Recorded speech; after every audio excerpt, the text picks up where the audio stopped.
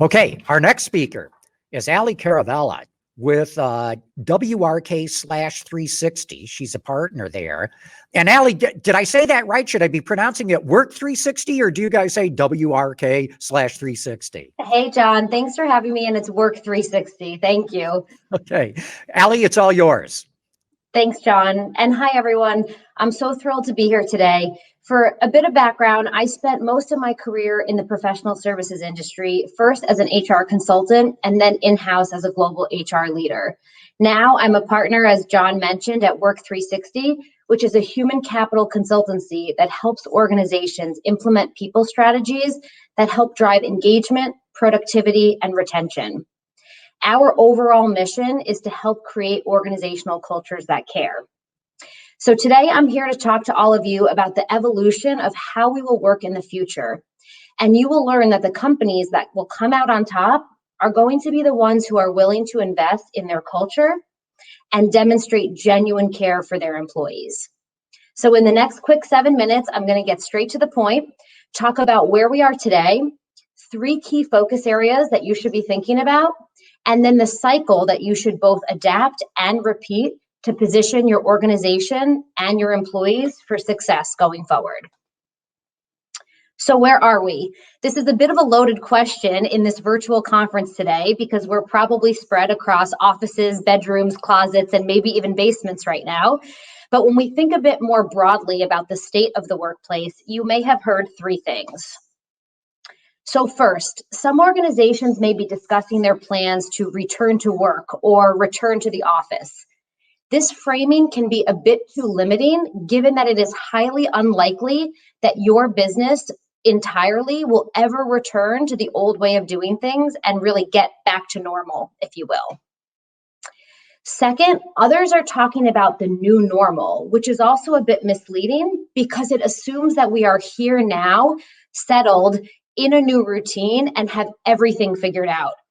I can't speak for all of you, but I'm guessing it is safe to say that that may not be the case. Lastly, you may be hearing about the future of work. So while some changes in fact are still to come, the truth is that the future is now. We are in this period of time where we're not going back to the way that it was.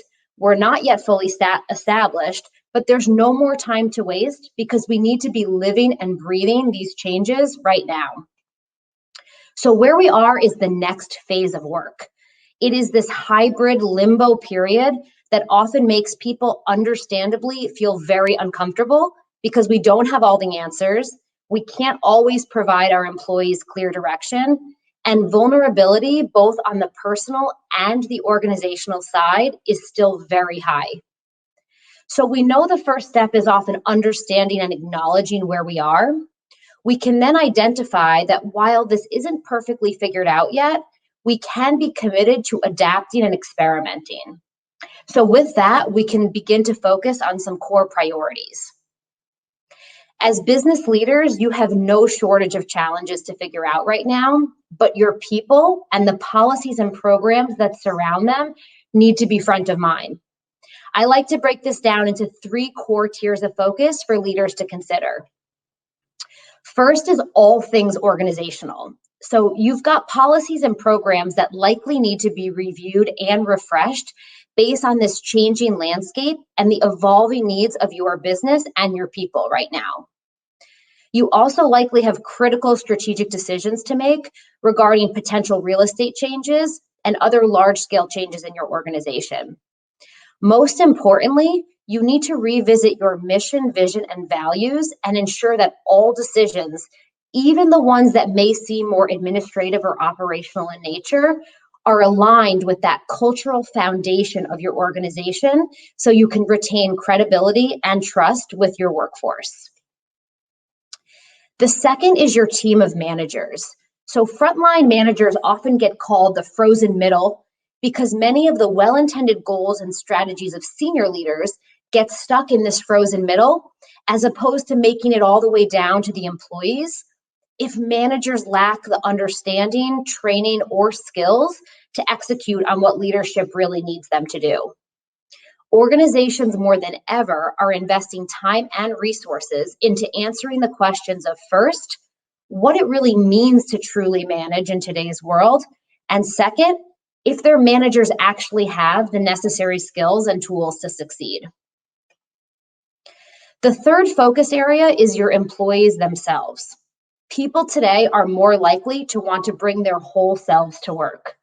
They're often balancing multiple aspects of their lives with their career, and things like maybe they're a pet owner or a caregiver for an elderly parent, or dealing with a difficult personal situation, or maybe like me, balancing my career with my other critically important role as a mother of 2 young daughters. Employees are looking for their employers to be more transparent, provide more flexibility, and genuinely care about them as whole people. As you think through these different priorities, it's always helpful to have an approach that is inclusive, actionable, and repeatable. So navigating this next phase of work can be easier if you think about it as a cycle. You can actually start this process at any point in the cycle, but we'll make it easy today and just start at the top. So first things first, as an organization, you need to commit or recommit to your culture and to your values. Who you are, what makes you exist, and what are the non-negotiable parts of your company DNA that make your organization truly yours. That commitment to yourselves as leaders and then to your employees will set the tone for what comes next. Second is all about experimentation. So my father, a lifelong entrepreneur, he's always taught me to think of business and life like it's a laboratory. I encourage all of you to try this experimental mindset. The new world we are in has new ways of working, and it continues to be unpredictable. Your employees will appreciate your genuine care and your desire to try new things, even if they don't end up being the perfect long-term answer. So next, as you try things out, and whether that might be moving to a more hybrid, flexible model for your office staff, or providing a new benefit like paid sick time, PTO, or some mental health support, you're going to want to measure and assess utilization of these things and see how these things are actually working for your organization. As it relates to your people, the easiest way to do that is to simply ask and listen. So you're going to gather data, but along with that data, you'll see at the bottom of this image that you'll benefit from real employee feedback, which can come from focus groups, listening tours, pulse surveys, or many other methods. Taking the data and the feedback together will allow you to create a refined strategy that will meet the evolving needs of your workforce. So once a refined strategy has been drafted, leaders need to be informed, actually on board, and truly aligned on what changes that come next.